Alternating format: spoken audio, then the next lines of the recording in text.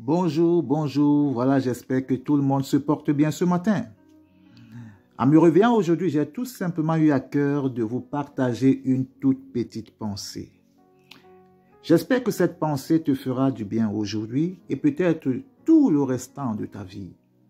Cette pensée se situe dans le psaume 118, verset 21. Et ce verset nous dit que la pierre rejetée par ceux qui bâtissaient est devenue la principale de l'angle.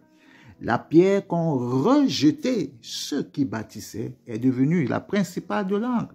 Peut-être tu es cette pierre rejetée.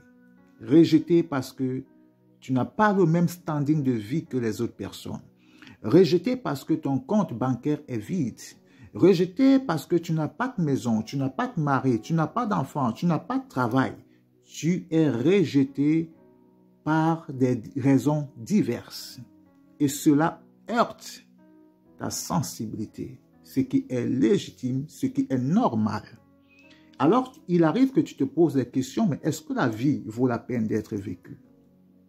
Parce que je fournis les mêmes efforts que ceux qui sont en train de réussir, mais moi j'échoue. Je m'investis comme eux. Je m'applique et je m'organise même mieux qu'eux. Mais cependant, ils sont en train de réussir et moi, je suis en train d'échouer. Ils sont en train de progresser, ils sont en train d'avancer, mais moi, je suis sur place. Souvent, tu peux te dire, suis-je venu accompagner certaines personnes sur cette terre? Il y a un adage qui dit que la vie, ou bien le succès, la réussite appartient à ceux qui se lèvent tôt, mais cependant, tu te lèves même plus tôt que ceux qui sont en train de réussir. Mais toi, tu échoues. Mais toi, tu n'avances pas, tu ne progresses pas. Tu es sur place. Tu te décourages. Et j'aimerais donc te dire ce matin que l'avenir, cet avenir-là, donc nous cherchons tous, d'une manière ou d'une autre,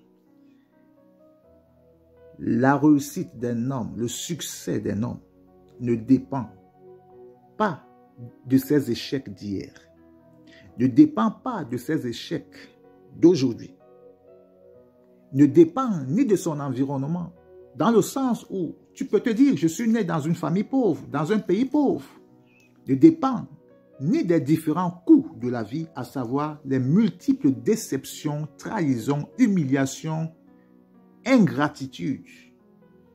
Mais l'avenir d'un homme dépendra toujours d'une personne, de Dieu. Car la Bible dit que malheur à celui qui se confie en l'homme. Là où tu es, ton avenir dépend de Dieu.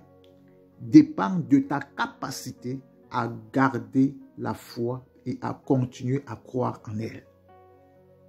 À continuer à croire en l'avenir.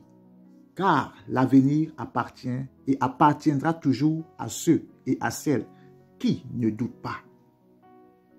La fin de ce verset nous dit que la pierre qu'on a rejetée fera partie, sera la principale de l'angle.